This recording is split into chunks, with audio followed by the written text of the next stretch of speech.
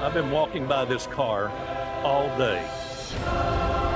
It is absolutely gorgeous. I'm Skip.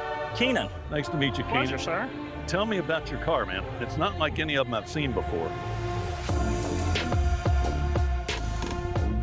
Well, it is a 2020 Aston Martin Vantage AMR. AMR. Yeah, it's Aston Martin Racing, one of 200, 7-speed dogleg manual.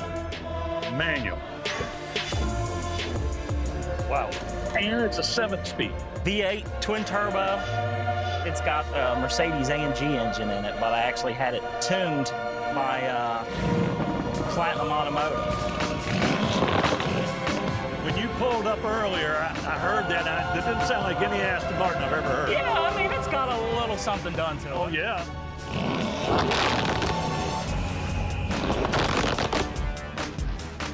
And that's nice. Can we see your power plant? You see where the hood release is?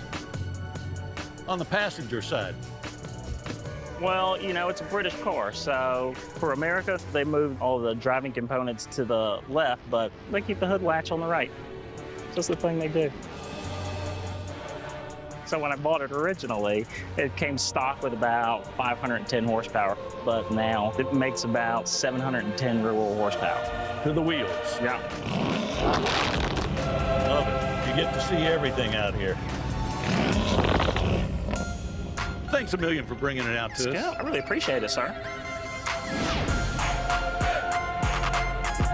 Well, these old Porsches, they get a lot of attention. This reminds me of 48 Hours, except it was convertible, though. Porsche GT3, a cup car. At Caffeine and Exotics, boy, you get a little bit of everything right here. This is awesome. So this is a cup car? That's right, it's a 991.2 GT3 Cup car. 991.2. That's right.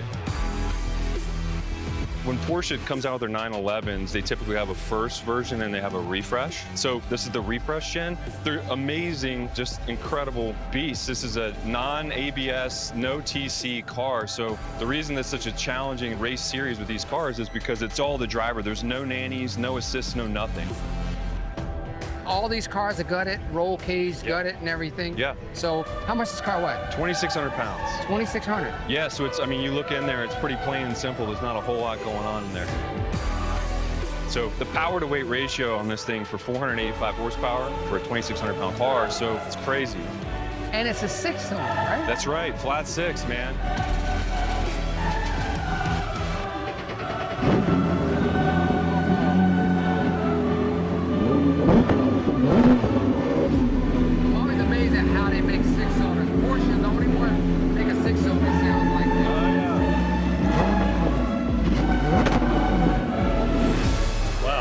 This looks like a 356, but not any 356 I've ever seen. What is this?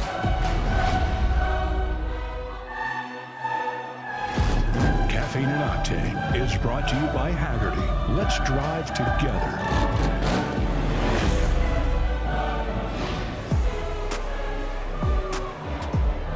The cool thing about the exotic show is that you see some cars that you never ever see otherwise.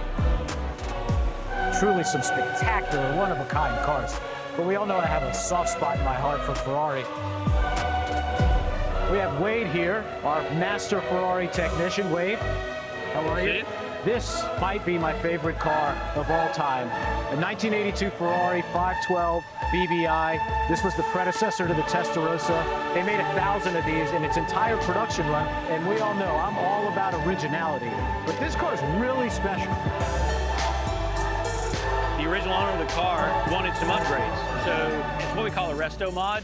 Originally, they were a little bit lazy when you take off because they had the transmission geared where you were more top speed. So we modified the engine with different pistons with a little more compression. We changed the valve job and the way the valves are in the head. We changed the camshafts, which upped the horsepower and the torque, so it actually takes off a little faster than it did before. The insulated panel on the rear there, they don't do that, so it would melt the tail lights sometimes. We just decided to do the insulation to keep that from happening. That right there is worth every dollar. It's just absolutely amazing.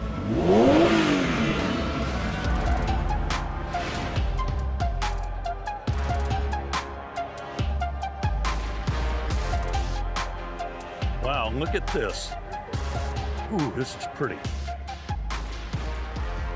Well, looks like a 356, but not any 356 I've ever seen. What is this? Well, it started life as a notchback, which I made about 900 of them. I found a rusty one and I thought, well, I've got an idea to recreate the missing link between 356 and 901.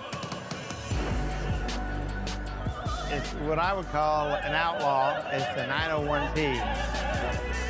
The designer in Germany was Erwin Kamita, and he built a car like this in 1953. So they actually built one of these. They built one similar. I mean, obviously I've taken some freedom to do it my way. We widened the car from 2 inches in the front to 6 inches in the back so we could get bigger tires under it. The roof is 4 inches longer than the standard roof, and it's 2.5 inches lower, and then the double bubble gives you the headroom back. It's comparable in performance to a 911 RS. Really? We took a 3.8-liter RSR motor, and we made a 4-cylinder out of it. You took a 6 and made a 4 out of it. Yep. And then it's all Motec, twin plug, fuel injected, 250 horse. Wow. Interesting features inside. I started off with that seat. And I said, let's build a car around these seats. Those are out of a 911 ST. We fabricated this dash to look like a speedster dash. And you have a wooden shift knob on it. That's a 917 shift knob.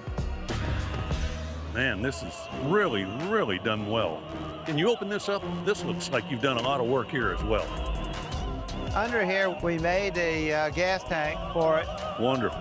Show us what you have up here. Well, these windows were in the back seat kind of rattling around. I said, you guys have to put them in a leather bag or something to keep them from rattling around. This is what they came up with. Oh, what a nice touch. Those windows come out and they slide in the back. That's awesome. Well, it's certainly a beautiful, beautiful automobile. Well, thank you for it. Thanks a million for bringing it out. Thank you very much.